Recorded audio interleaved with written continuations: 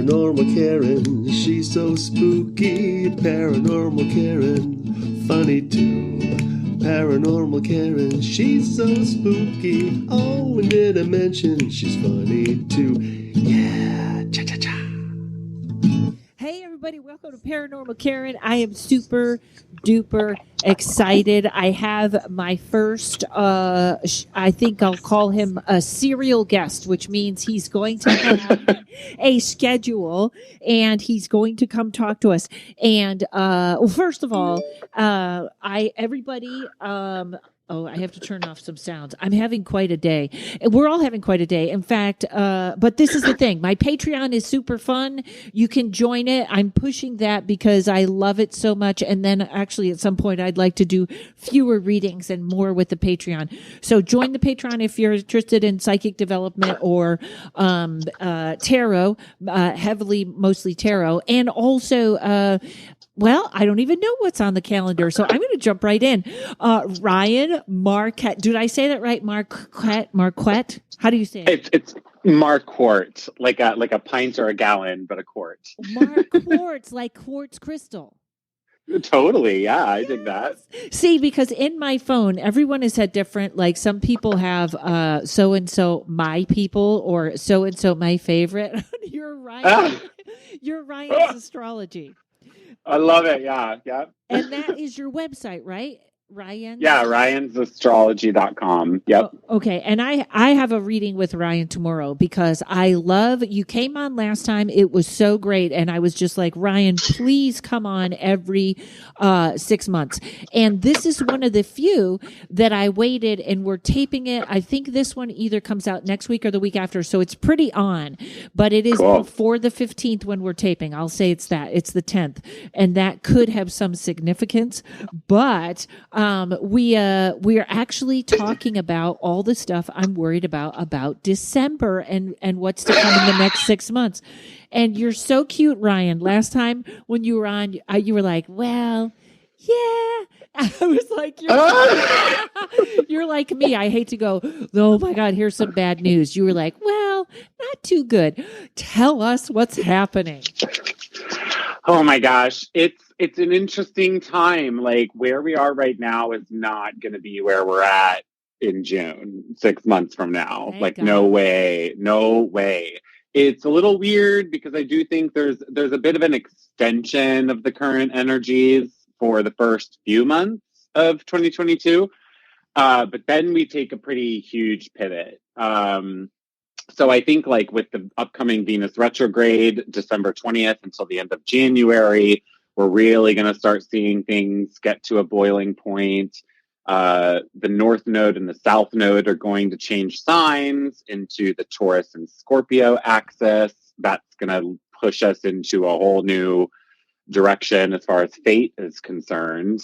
And all of that, I think, is just going to have us dealing with more of the same, to be honest, but just with like some enhanced flavors. But then once we hit Aries season, there's a lot of hope coming into the picture. I won't lie. Like there's still issues, like amidst everything. We're in the Pluto return of the United States, which it's not even exact yet. It'll be exact February 22nd. And then it goes exact a few more times for the next couple of years. Okay. But I want to make a note. I wrote down to talk to you about the Pluto return, but go ahead. I'm sorry. I cut you off. Go ahead. Oh, no. Yeah. There's a lot of hope. I will say that like Jupiter and Neptune are doing some cool stuff. I think especially in April, things are going to feel very different than January, but there's no way that we're going to get to June and just feel like, oh my gosh, everything's still just dragging on. There's a lot of development taking place. Good. Now, because I feel like I already think we're a little behind on what's happening in December. I thought that the December 5th was going to really start things off, but I think I know what the hope is. And I'm going to make a prediction. I'll probably make this on my one, the New Year's one also, which I think is the week after this. I heard today they're talking about the Omicron, right? Is it Omicron? Uh-huh. So Omicron? oh, I don't know how to pronounce I'm it. saying it wrong. It just sounds like a transformer. So I can't. I'll do the best I can.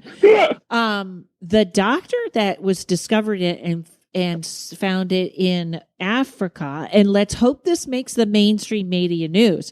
Not only is it milder, and do you have a better chance of getting over it, but the antibodies from Omicron, whatever it is, works better on all coronaviruses than vaccines or earlier antibodies. Like literally getting sick with this could be the key to not getting any corona, any more variants, anything like that. Isn't that interesting? A virus that is killing itself. Wow. Okay. Well, I mean, I'll take that. Yeah. I hope. So let's hope. That was from the lady in Africa. Again, if you don't see that on the mainstream media news, folks, don't freak out. Just wait. I think that's what's coming. And then we can all be, that feels like, I thought the whole thing gone by 2023 or 2023 is what I thought. Mm-hmm. I mean, I think we're going to ebb and flow. We still have, I know we talked about this in our last podcast, but Neptune is definitely this shapeshifter where I think we're going to see mutations. But yeah, I think like come April, it feels like we've got like a couple months of feeling free from all of this. I know that we had that earlier this year too, where it felt like a quote unquote return to normal. But it wasn't. That was when Jupiter dipped into Pisces. And even though everybody went out and masks were off, I think everybody still knew like this isn't going to last and we need to enjoy it while we can. And of course, then Jupiter retrograded and went back into Aquarius and rules and regulations came back in the picture. But at the very end of this year, December 28th, I think, is when Jupiter enters Pisces, and it will be going through Pisces most of next year. And that should be kind of like easing up on a lot of the pandemic tension that we've had. And even if it feels like, okay, there's another strain that emerged and everybody needs to wear masks again, there's sort of like this no going back energy at a collective level where it's like, no, we cannot do that again. New rules or regulations might get put into place to help us try to combat, I guess, a potential outbreak. But I don't think that things are going to get shut down or locked down the way that they have been. Well, that's interesting, too, because I don't always believe that the rules and regulations actually have to do with the virus. I think that's the red herring because, you know, I'm such an anarchist and stuff. So I'm going to go back a second. So let's talk about the eclipse there's 2 eclipses in December, right? We just had one on the 4th, December 4th, and then there was one 2 weeks prior to that. Okay. And that's weird time. So eclipses, I'm sure they're all different, but this one and then the 3 dates that I was hearing all over the place were the 5th, which I didn't see a lot. I didn't see too much change on the 5th, unless, of course, it could always be happening behind the scenes and we're not seeing it. Or the 15th, and then I think it was almost went like date, like right down. So December, right now, let's say people are hearing this and it's the 17th. You were talking about the 21st, right? December 20th. December 20th. It's a biggie. That is Venus's retrograde. It goes retrograde every year and a half, so it doesn't seem like that big of a deal, but this one is because it turns retrograde, which means it looks like it's moving backwards, even though it's not really. It turns retrograde on top of Pluto, and Pluto is death and destruction. And it's happening leading up to the United States' Pluto return. And so because it's turning retrograde on Pluto, that means it's gonna hit Pluto like 3 times in forward motion, then in backwards motion, then again in forwards motion. So we're getting through. What does Venus represent or mean?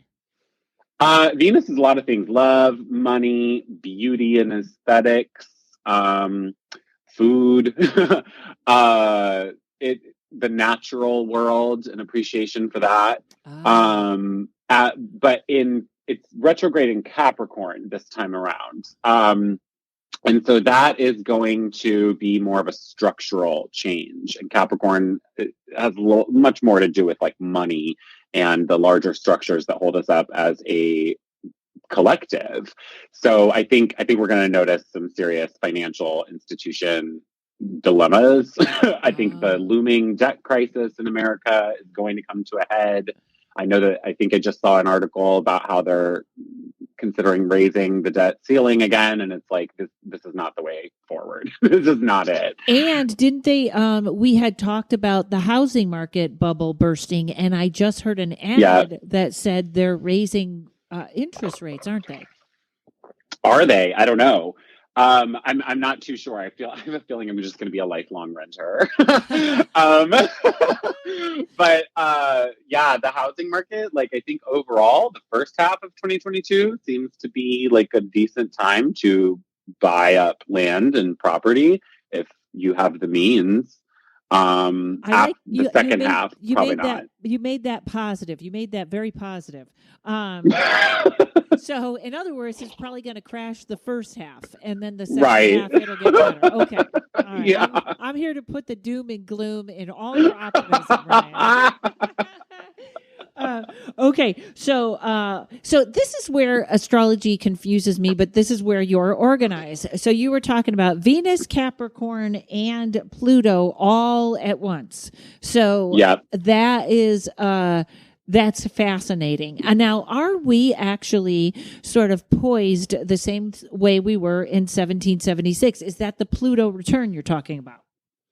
It is the Pluto return, which America's never lived through before. So the only thing we can really do is look to other countries and things that the other nations or empires that have lived through it.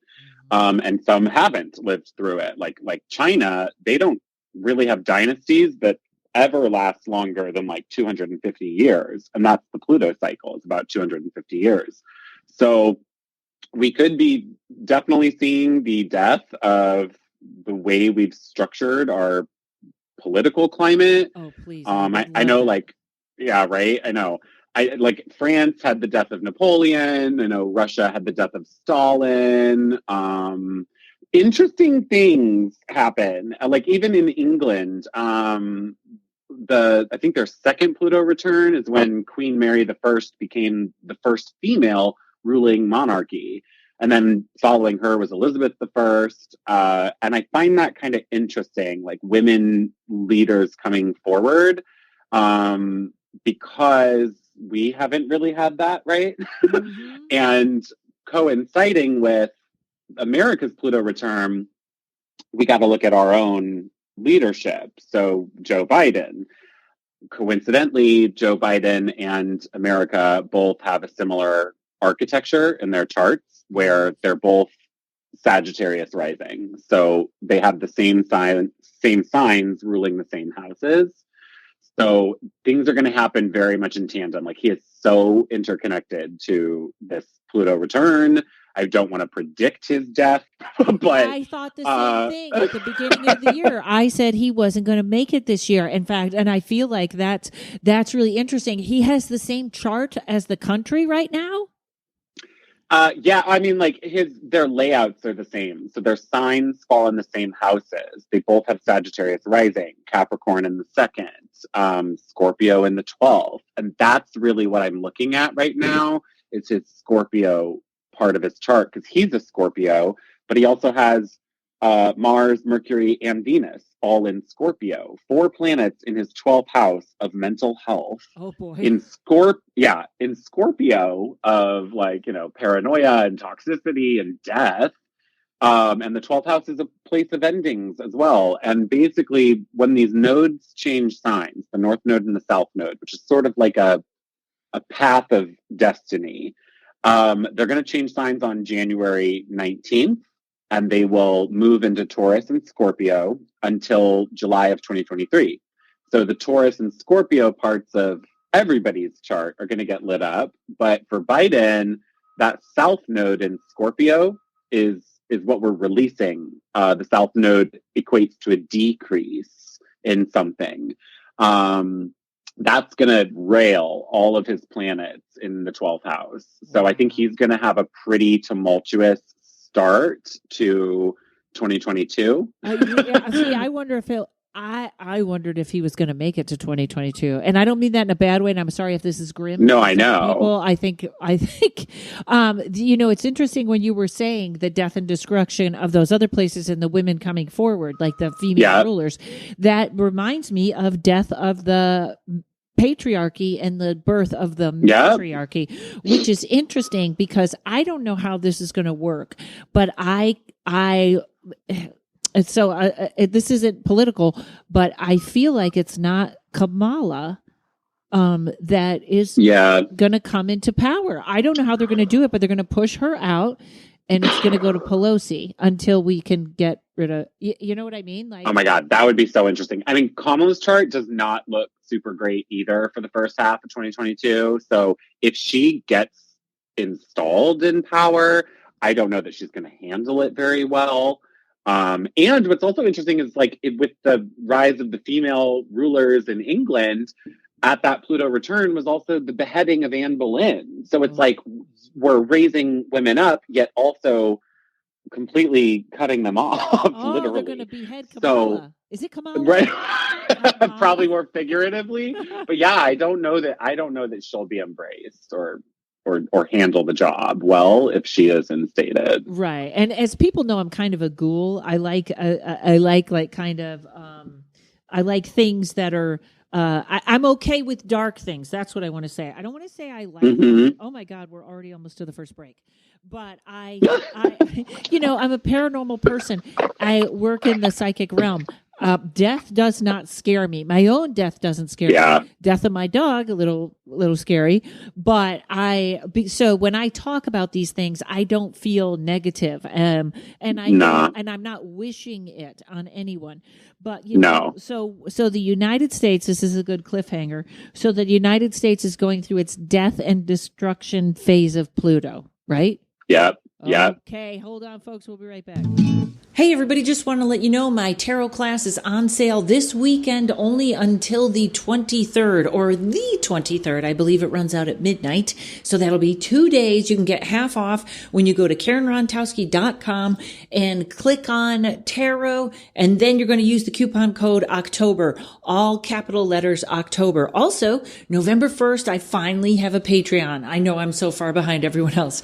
It is a tarot and psychic development. So it's going to be some paranormal, but mostly tarot and psychic development. I'm going to be putting up classes myself that are tarot classes, and we're going to be doing meditations and psychic exercises, and there's going to be homework and all kinds of fun stuff. I'm also going to have guests come on and tell us about their process, how they do their thing. So November 1st, the first class will be out. November 4th, patreon.com/Rontowski. Okay, so Ryan, so it could be in December, but looks more like it's dragging over to January, kind of that cloud. Oh yeah, yep. January, February, March are all real troubling for many reasons. Yeah. But there's a clear shift taking place. It's just like we don't know what's going to happen, and I'm even worried about this Venus retrograde. Like, watch nothing happen in our physical reality, at least. We might not notice any sort of downfall economically, but the nature of Pluto is so behind the scenes. Oh. So it's like, if we're not noticing something, I'm going to guarantee something's going on. And it's behind closed doors. Like, we are not privy to it. Yet. So if we're not seeing it, they're making changes, and it'll be just like the pandemic when they locked down and all of a sudden you got back to the airport and there were all kinds of new rules nobody told you about, right? Exactly, because this is in Capricorn, and Capricorn rules hierarchy. It's top-down structure. So we may not get that trickle effect for a little bit after this Venus retrograde, but I don't know why it wouldn't actually impact us during the Venus retrograde. I just see it happening. I really do.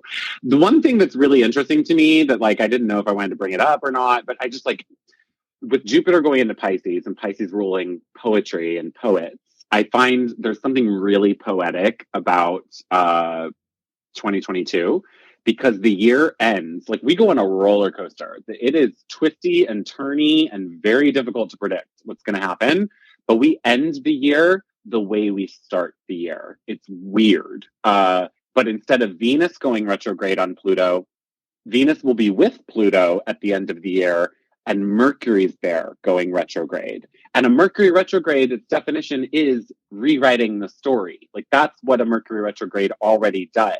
And so the fact that it's going to go retrograde at the end of 2022, on top of Venus and Pluto, it echoes the Venus retrograde on Pluto that we start the year with. So it's like we go through this whole year where it feels like there's progress being made, but also like steps backwards in many ways too.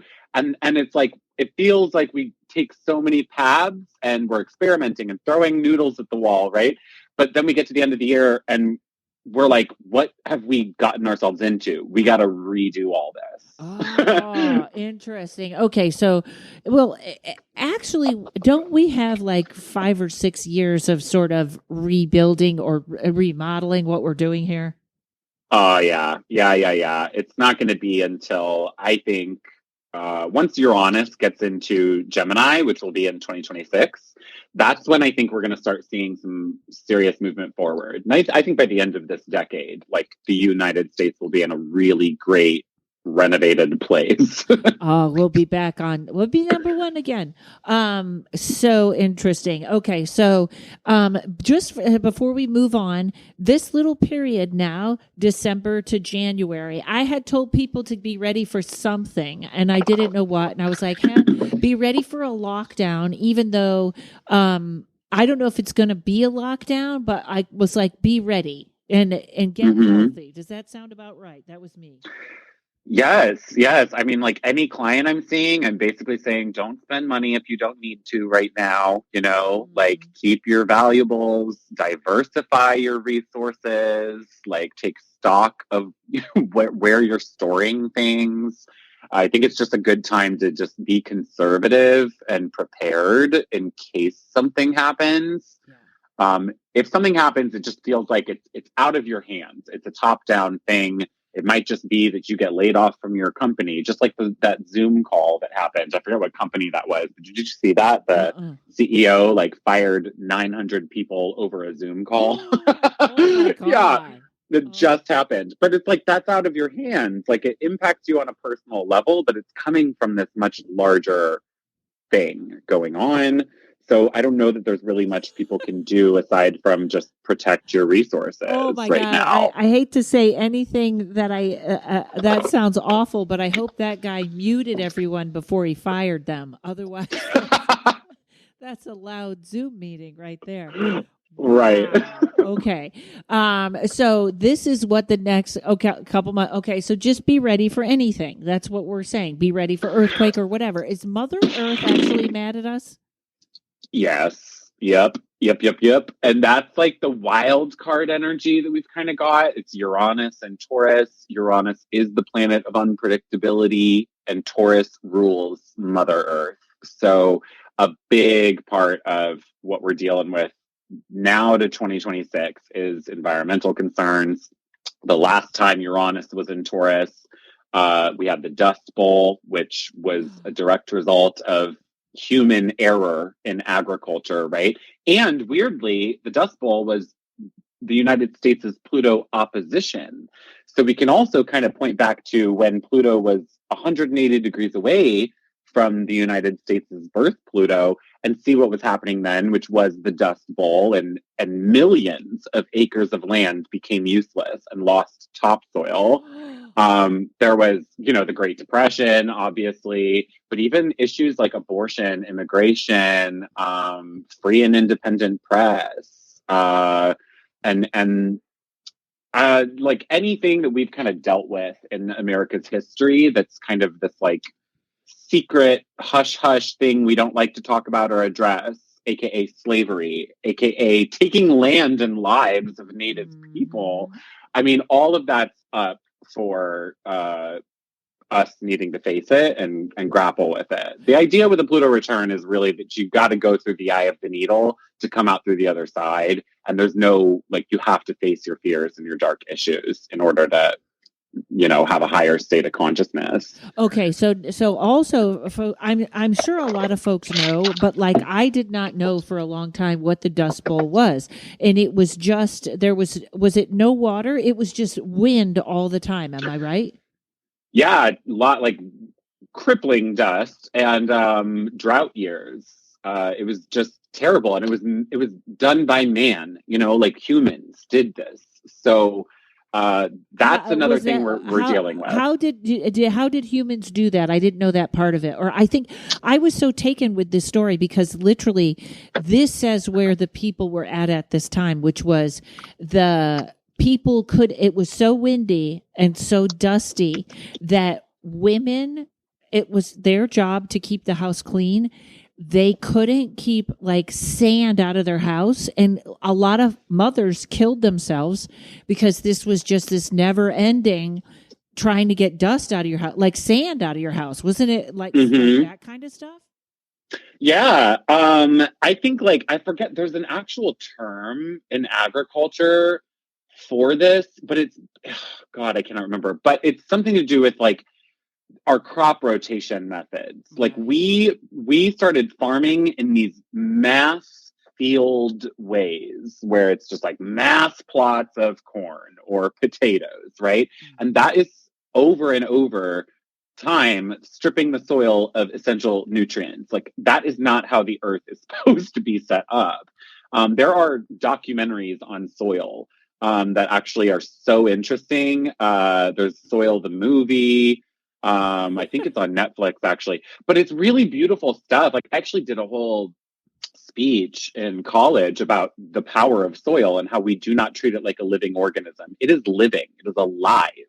Wow. And we are killing it with our crap farming practices just because we needed to commercialize farming and get food out to everybody. And this is a big thing that we've seen with the nodes currently in Gemini and Sagittarius, where we're letting go of Sagittarian energy, which is globalization and import export sort of stuff. And Gemini is more localized efforts. So I think now with the switch into Taurus and Scorpio, we're really going to have to walk that talk, and people need to buy groceries from their local farmers markets who aren't ruining the soil. That actually dovetails oddly into I hate Bill Gates so much. And I don't say that about a lot of people. I don't say that I hate them, but I really think that he is, I don't know. I don't know that anybody's purely evil or anything, but I think he's a control freak with a screwed up vision and way too much money and influence. And he is buying up him. And I don't know if it's Berkshire Hathaway, all these places, they are not only buying up farms, not Monsanto even, they're buying up all the land. They're even buying up huge amounts of the Nevada desert where you can't do anything. And they're just buying. And the little farmers are getting pushed out. Yeah. The buying up land thing in general is a huge issue. Even Zillow, they just had their big layoff. I think they've laid off 25% of its workforce because they just bought up all of these homes in order to try and flip them. And now they can't sell them. And a huge reason that we had such a weird housing market was because of Zillow. And if we go into a really troubling time, I think it's because Zillow just bought up so many houses. So yeah, this idea of these leaders buying up land is pretty widespread right now. It's odd because, it's almost like I wish I do need to find a really great conspiracy theorist, but I don't know that that's a thing. I don't know if that is a real thing, but it's there's so many through the pandemic, so many conspiracies actually turned out to be fact or honest predictions. It's like conspiracy theorist is going to be a college course at one time, and it's not going to be in the negative. So that's interesting. So it's like the Dust Bowl and Mother Earth. Is is there any connection to water? Because I keep getting not just a drought problem, but like a tsunami problem. Oh, that's really interesting. I think if we're going to have water stuff going on, I think it would be in more toward the end of the year when Jupiter re-enters Pisces. Like for the summer, it's basically going to leave Pisces and go into Aries. And that is when I'm more concerned about fire issues. Actually, I think we're going to have a wild fire season this summer. But then when it dips back into Pisces, end of October and November and December, that's when there's actually a lot of stuff happening in water. So we may have like November tsunamis. I don't know if that's even like a season for that sort of stuff. But yeah, flooding. Have we even ever had one? I don't remember a tsunami in my lifetime. No, I don't know. But like there's really interesting stuff with like, when did New Orleans flood? Was that Sandy? Yeah, it was hurricane. I can't remember the date though. I mean, I guess it doesn't really matter all that much, but like one thing I like to look at with the nodes changing signs, just given that this is like fate, is what nations or cities are ruled by the North Node and the South Node. And New Orleans is a Scorpio ruled city. Mm-hmm. So we are going to look at New Orleans as to like what developments are coming out of there and what needs to be like what's getting exposed basically. And what got exposed at that hurricane was the levees. Like they had such a crap infrastructure system set up for something like that. So I'd be very curious to see if New Orleans has a reoccurrence of that. Washington, D.C. is also a Scorpio-ruled city. So we may have some toxicity bubbling up to the surface there. Scorpio it rules secrets, but with the South Node, there's like a decrease. So there's almost like a decrease of toxic secrets happening, meaning an exposing of truth where it needs to happen. So I'm super curious about that. When is like, okay, so if DC is ruled by Scorpio, when do we think that toxicity is going to bubble out? I would love to know about that. Like it's now. No. It'll start January 19th and then we'll have a solid year and a half of basically cleaning house in December, or I mean in Washington, D.C. Yeah, that's going to be a weird time. I will be shocked if the 2024 elections come around and we're still in a dual party system set up. I don't think there's any way. I hope we're not. The other thing too, this is weird. And I don't know if you've ever looked at this chart, but is this literally going to be some Jeffrey Epstein stuff that just takes down so many more people than we know? I mean, like, God, I hope. Oh my God. I haven't looked at his chart. I do think that it's really interesting, the stuff with Ghislaine. I never know how to pronounce her name, but that's a very behind the closed door thing happening right now, right? Like we're just relying on whatever news gets reported. But we're not accessing that courtroom. And so it's really funny that that's playing out during when Venus is going to go retrograde and during these eclipses. It's a weird time. So I hope something gets exposed from that. I'm going to offline send you something about Bill Gates. Actually, I've got a really cool thing to send you about that. Okay. Yeah, you're going to dig it. Right. Yeah.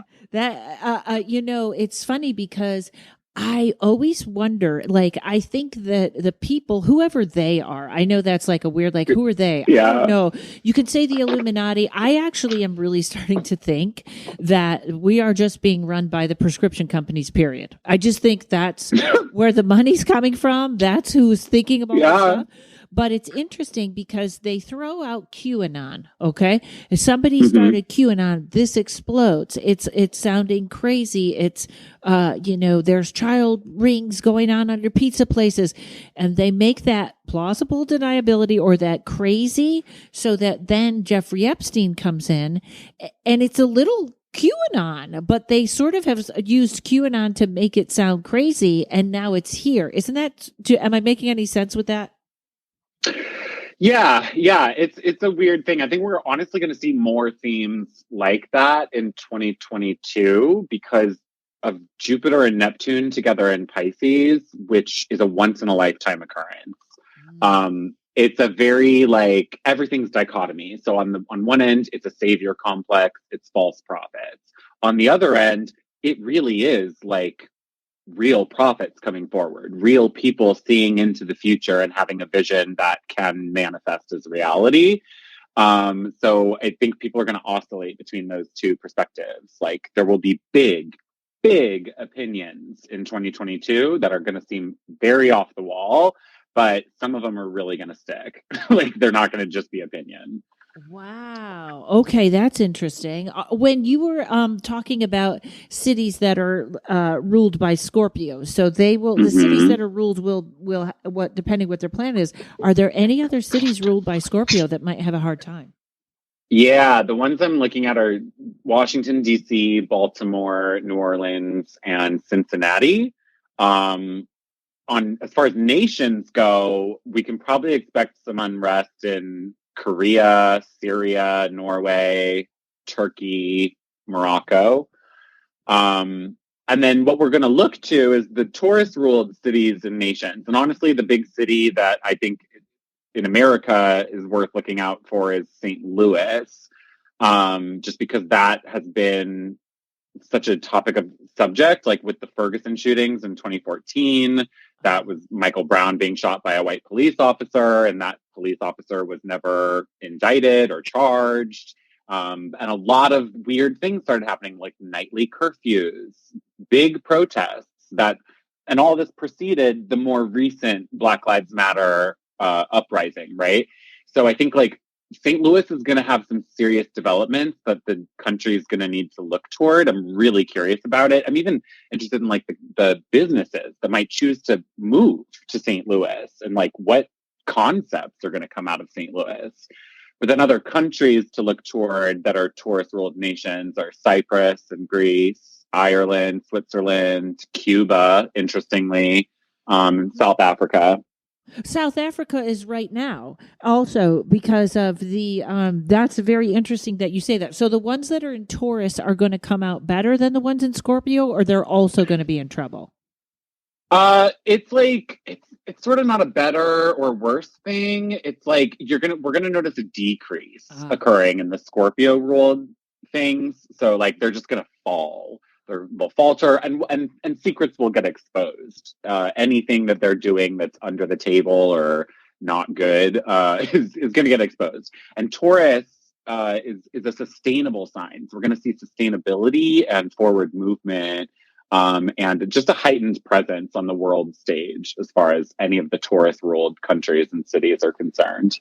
That is interesting because the Omicron or whatever I'm trying to say, I'm going to call it the Omar virus, whatever, you know what I'm talking about. That came out of, I believe, South Africa or Africa. We shut them down, but the information that is correct, that is really interesting, is coming from the doctors in that area. And I hate to say this, but like my friend Jimmy had such a funny joke when he was like, those doctors over there, you can't trust them. They don't know enough about corruption and propaganda. And they are talking about they have the real information and the real research on this variant now, and on the stuff I told you, which was like they're saying it could actually be its own source of killing COVID. So that's very interesting that you said that. And what's interesting about St. Louis also, and I know this is not a rebuilding thing, but I do believe, and I'm going to leave this as the cliffhanger, and then we're going to come back and see what Ryan says. We have an earthquake, a big one, like a changer due somewhere. So I'm going to leave it right there, folks, and we'll be right back. Hey, I'm here with my friend Ari that hosts, or I want to say takes care of all my Zoom events, my comedy shows, my classes. Ari, tell everybody what type of Zoom events you are great at hosting. Yeah, so I really take care of any kind of Zoom event, from a virtual camp to lecture series, cooking classes, celebrations like weddings or bar and bat mitzvahs, really anything. And to me, it just looks like you make my life easier. I just have to click on and talk, which is beautiful. Tell everybody, what are you doing behind the scenes that helps me so much?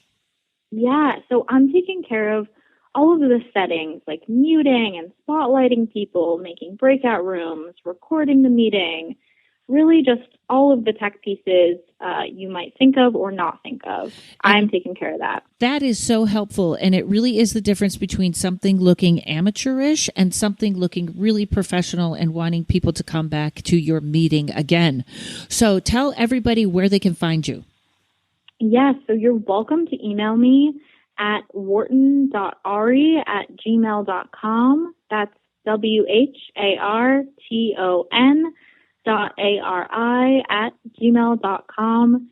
And you're welcome to email me with any questions and find out how we can work together. And your rates are so reasonable, it's crazy. So everybody, wharton.ari@gmail. I'm going to try and have it in the show notes. If you can't find her or you don't know how to rewind the podcast, just email. I'll get you connected. Thanks, Ari. Thanks, Karen.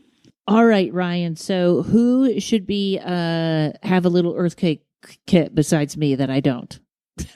Everybody. I mean, like, I guess anybody living on a fault line or near one, especially. But I'm looking more toward August for that. I will say between now and 2026, while Uranus is going through Taurus, like, it could happen at any given point. It really could. Uranus is the shake-up planet, and it's in the sign of the Earth. So at any point we can just get this.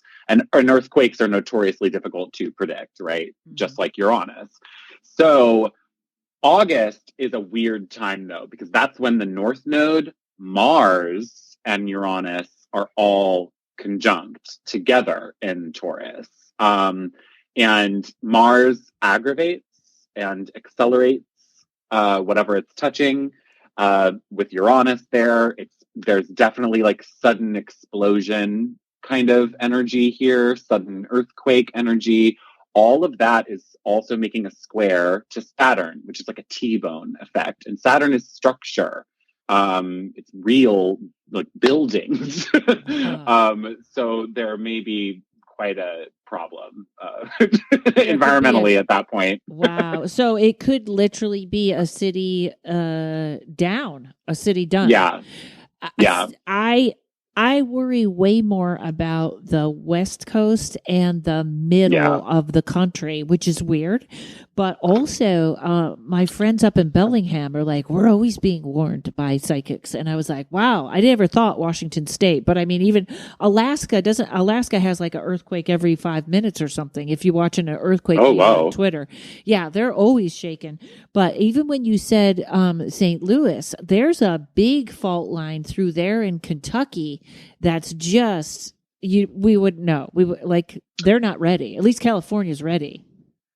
Yeah, God, yeah, California is much more ready. I'd be more concerned, like Midwest and East Coast, I think is where more of maybe like the wet, like flooding might come into the picture, and hurricanes, and tornadoes even. There is supposed to be a volcano that nobody's talking about that could start a tsunami on the East Coast, which would be very surprising to the East Coast, well, to all of us probably. That's interesting. Yeah, that's Uranus too. Uranus is volcanoes and earthquakes. So. Wow. Okay, so what is a monthly kind of breakdown that we can set our PMS by, or our hormone replacement?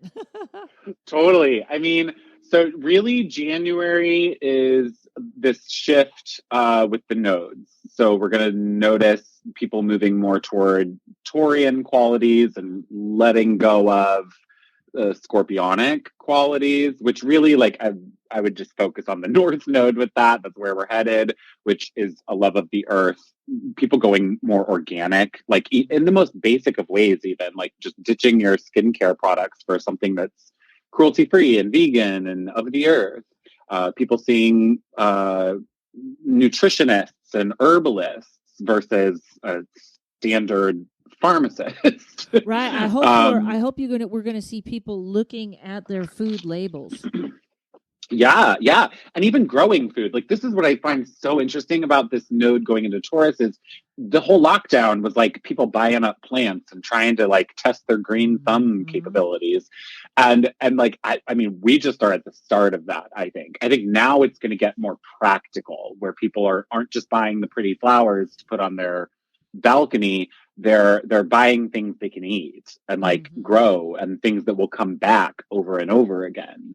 I think that's so funny that because you were talking about the magic of soil, and I started just replanting some lettuce, and you can buy online these things where you grow your own lettuce in your house. Like they're like $800, but I'm like, if I settle somewhere, my house is going to be full of those. And this is really weird, but if you look on my Instagram, there's something called North Spores where you grow your own mushrooms, and it is amazing. It's so easy, and literally in a week I had mushrooms. They're huge. They went from a dot to like they're at least an inch, 2 inches big, and it's actually it'd be an interesting gift for a kid, I guess. I don't know if kids, but it's amazing the things that are coming that you can grow in your home now.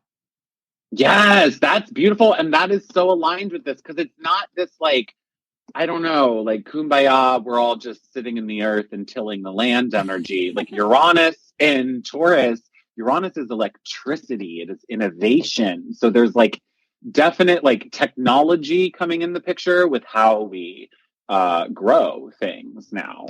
So I love that. Like I actually just saw something that I'm going to get someone for Christmas where it's like grow your own herbs in this little dish and actually no soil's even needed. It's all water and it tells you when it needs water. Like I think things like that are probably good. And it would give the earth a chance to regenerate itself. Okay. January we're in food and health recovery, which was something I was yelling about on my little psychic prediction table. Yes. Yep. And then February is sort of like a refining of that, of December and January, because Venus will go direct. And so we'll be revisiting again these December and January themes, but there's more productivity there. So I kind of think December, January, February, even March, honestly, are kind of all a very similar energy. Where it starts to change and where we're going to really see twists and turns and monthly is April, because Jupiter will be well into Pisces at this point in time. And April is like, I mean, this is miracle energy. Like, I don't like to say this type of stuff lightly, but on April 12th, Jupiter and Neptune conjoin. Jupiter's the ancient ruler of Pisces. Neptune's the modern ruler of Pisces. They have not been here together in like 165 years, and they will not come back here together ever again in our lifetime.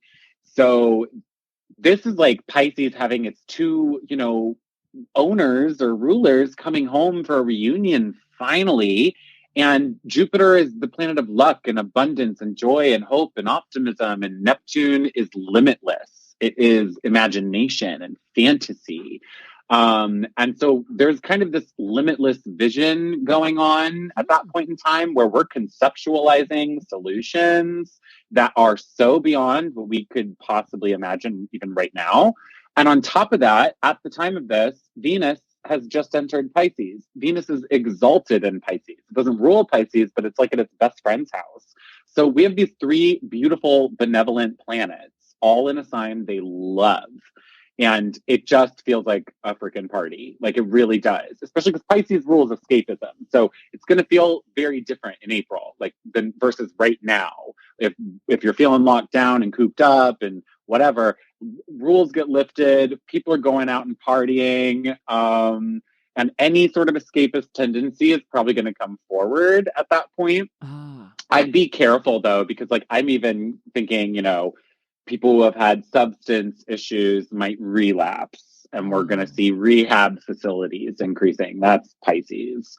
And I think honestly, there's a very productive energy at play with this, where I think if you're just escaping the world in order to have a party, you're not going to be one of the people who are coming up with the solutions that are very fertile at this time.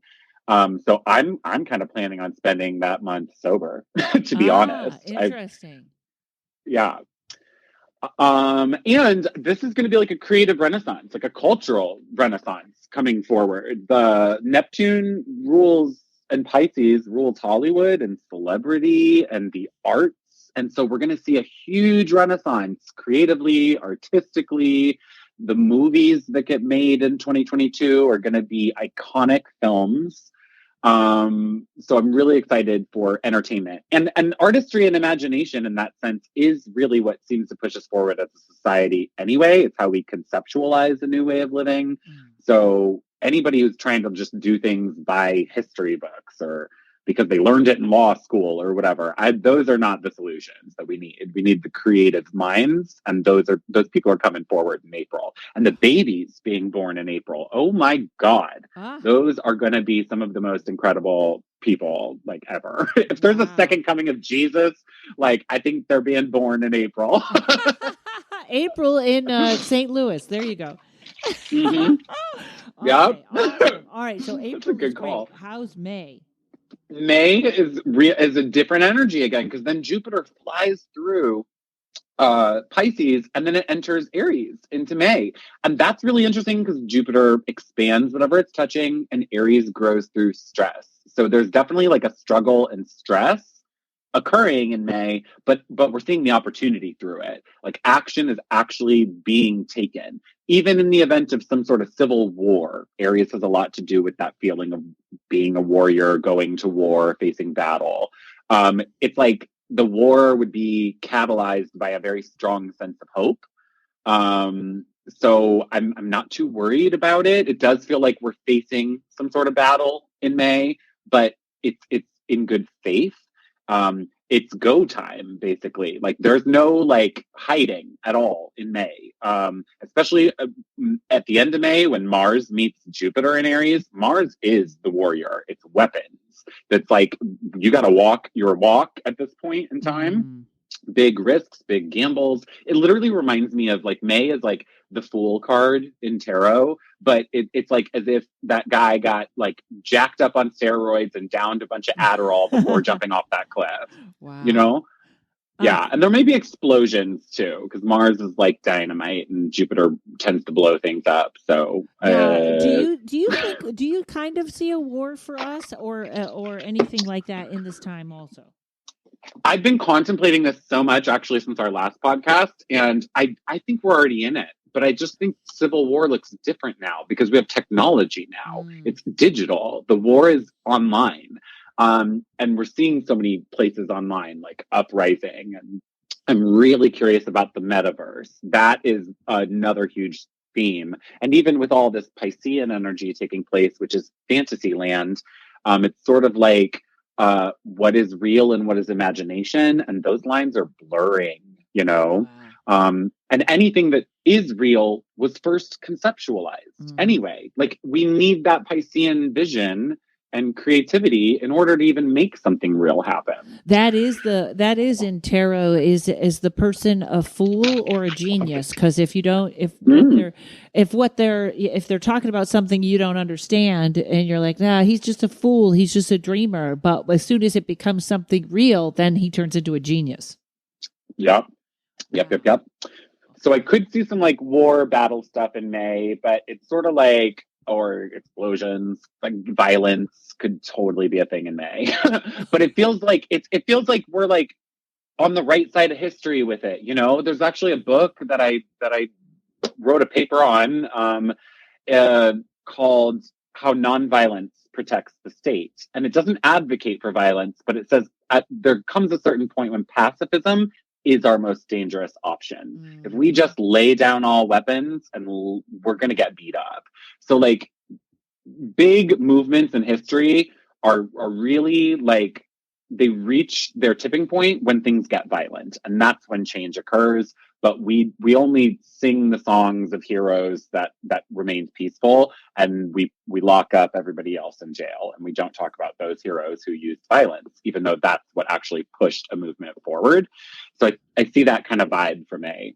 Wow. June.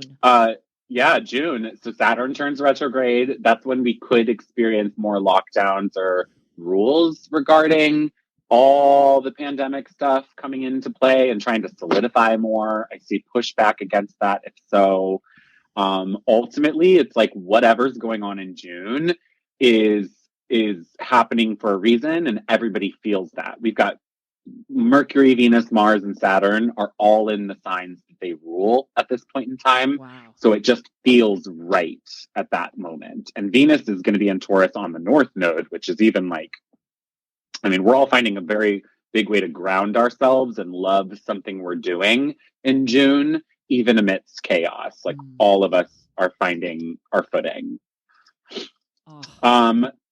Yeah, it's interesting. July will also be interesting because Mars enters Taurus. Mars does not like Taurus at all. It's in poor form here. And the last time Mars entered Taurus was January 6th. What happened on January 6th? Insurrection. Yeah. Right? But it wasn't successful, you know? Like it was bad because Mars is not happy in Taurus. It doesn't operate there. Taurus is too slow moving for Mars. So July will probably be like a time where people try to pull some weird moves, but it's probably not going to work out very well. And then I think a lot of that excitement we felt coming forward in April is going to slow down toward the end of July because Jupiter's going to go retrograde. So we'll feel less forward movement. Honestly, maybe even some regression and embarrassment in the actions that were taken over the last couple months, especially if there are any uprisings, especially if you're somebody who kind of wasted April, May, June, just, you know, taking drugs and drinking and not really doing anything in life, just enjoying a freedom that we haven't had in a while. You might realize you lost some time come July. Okay. August, my birthday. August. That's that earthquake energy. August is really where it's like something bigger than what we're all thinking about comes forward. And like for as divided as we are and will continue to be until August, it just feels like, all right, the universe, the world has a potential to unite us in a big way. Because we're having another shared experience, like similar to the pandemic, which was such a shared experience for everybody, right? But we all had different opinions. This is like, okay, drop the dumb little wars, drop the online civil war, whatever's going on, because the North Node, Mars, and Uranus, whether it's an earthquake or whatever, it feels environmental, and it feels like everybody's got a duty to do what they individually can to come together. Heal. Yeah, it really is. And then at the end of August, Mars enters Gemini, which is like an assembly. So like something is assembling, people are coming together, it's productive and collaborative. So I'm really excited. Me too. Yeah.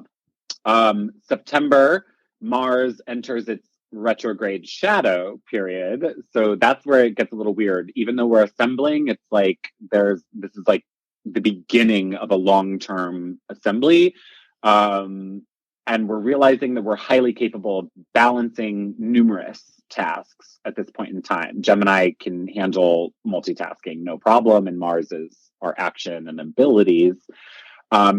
At its worst, I do see September being a time where there's like a war on information, a war on media, a war on the data that's coming out, like probably going to have some messaging conflicts.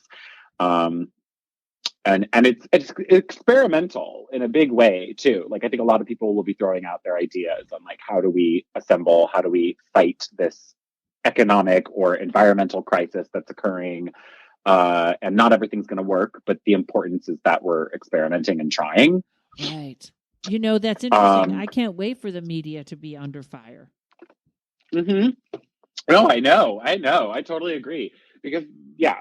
I mean, I know you know. We're on the same page. Yeah. All right. Yeah. So that's September. I can look forward to that. Awesome. Yeah. And Okay. then Go ahead. October is a Saturn Uranus square. It's not exact, but we had 3 squares of Saturn and Uranus. The first was February 2021, then June 2021, and then the final one is basically like on Christmas this year, December 25th. Oh. But in October, they're back at the same degree. They're not exact, but it is so close. So it's like another issue of old versus new, of are we innovating enough and are we responsible enough to handle the conflicts that we're dealing with. It's a weird time in October. A lot is actually going to happen.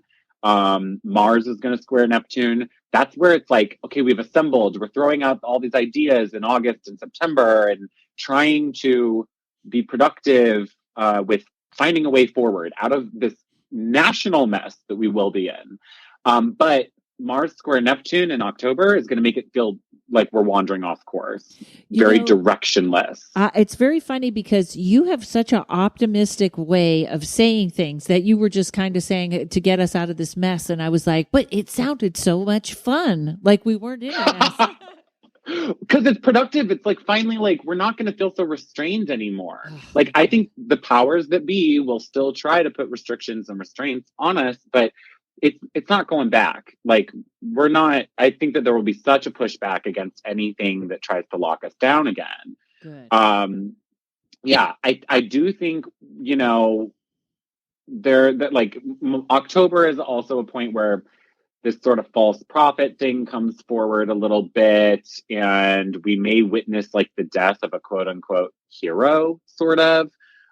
If not, then like there might be this weird like underdog of a hero that kind of emerges in October that has a solution that nobody saw coming.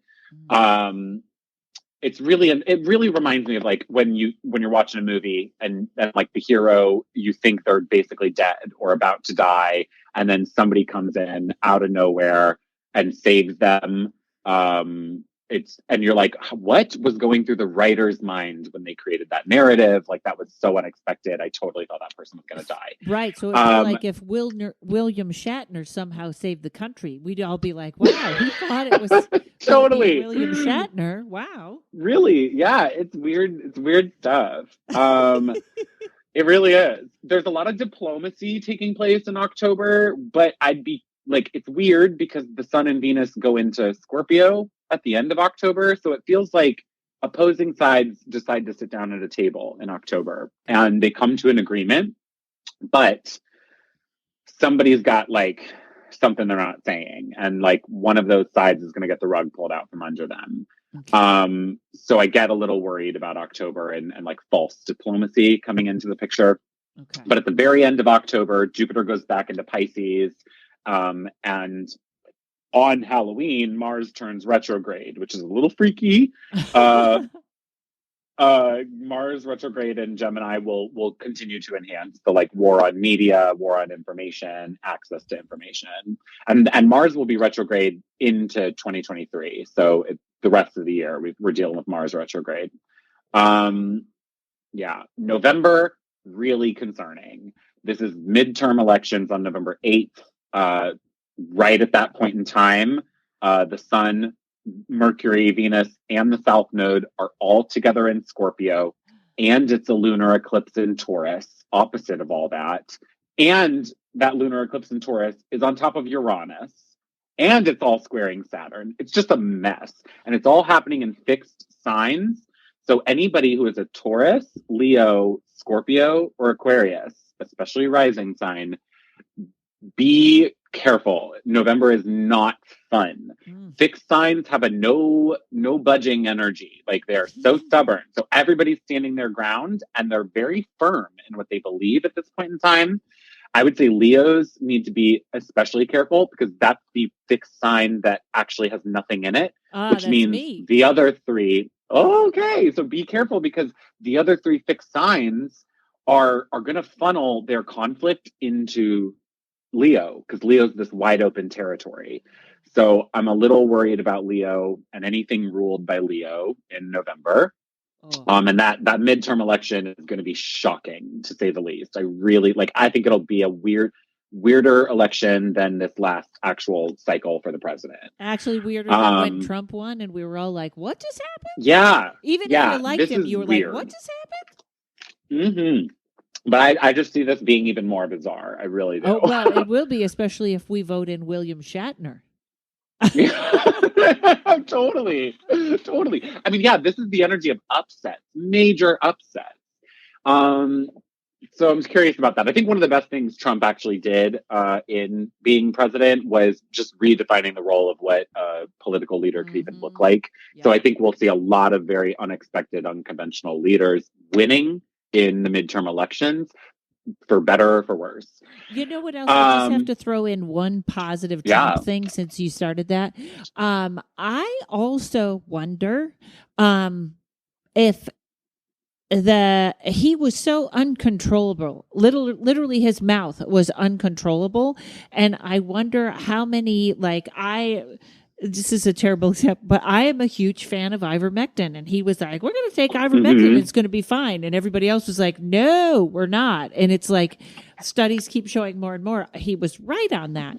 And I think they couldn't control him as much as I dislike him. That was the first crack in the looking glass. Yeah. I think that's a valid point. Yeah. It's so weird. The most unlikable man. Yeah.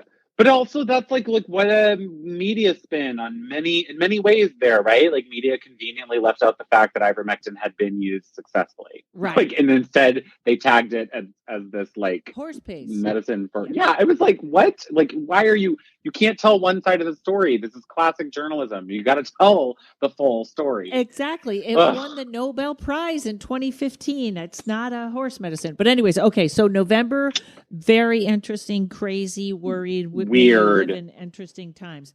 December. December, Jupiter re-enters Aries, which again is a no going back energy. Like any issues that pop up in November, it's like no lockdowns. We're not dealing with it anymore. People are pushing back. This is also that bookend moment where Mercury turns retrograde on top of Venus and Pluto, echoing how we started the year and us realizing, oh my God, we've gone through a roller coaster of a 2022. And now we need to revisit a lot of these themes. Things didn't get worked out the right way. We have to rewrite history, essentially. We might have to completely redo 2022 in 2023 while we're still going through the United States' Pluto return. It's still very exact in 2023. One thing that I'm interested in is with this, Mercury retrograde is kind of like a releasing of information, I think.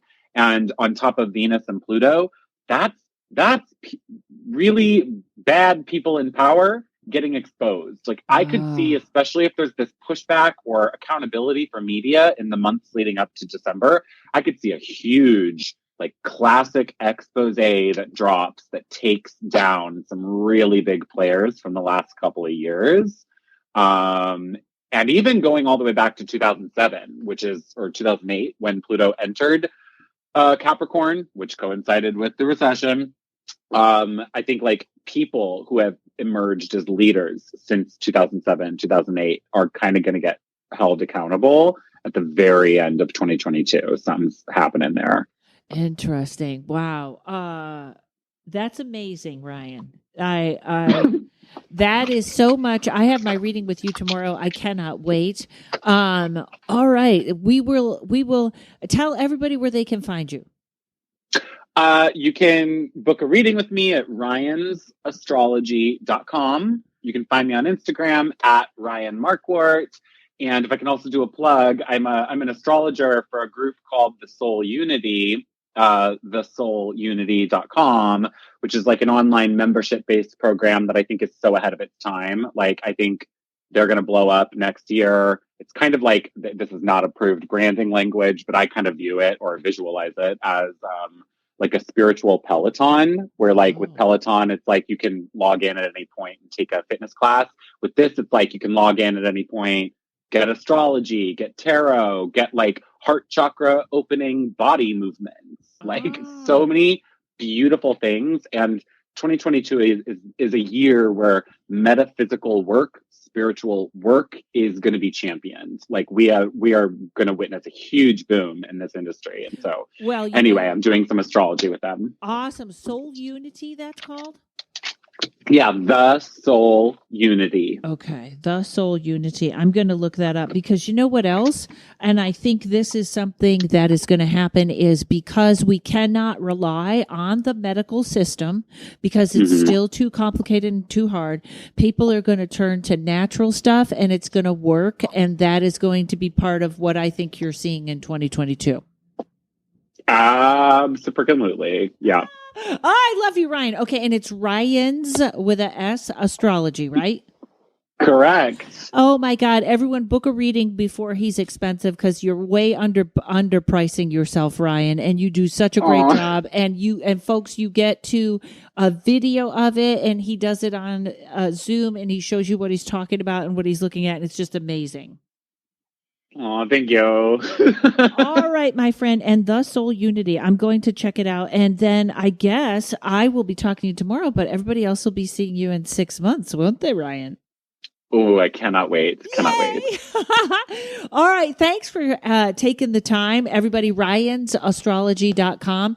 And folks, you can join my Patreon or just go to my website, karenrontowski.com or paranormalkaren.com and sign up for my email list. You can get comedy dates and all kinds of stuff that's coming up. So bye, everybody. Have a great end of the year.